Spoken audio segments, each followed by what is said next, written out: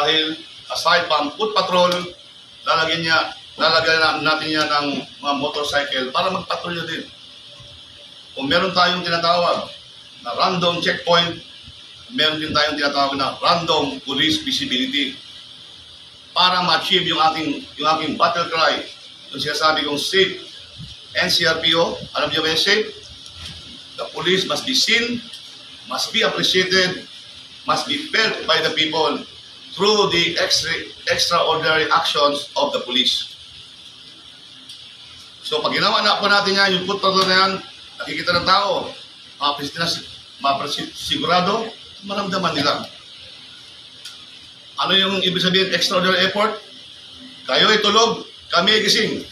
Yun yung extraordinary. We will sacrifice for the safety of the people in Metro Manila. Doon lang kasimple.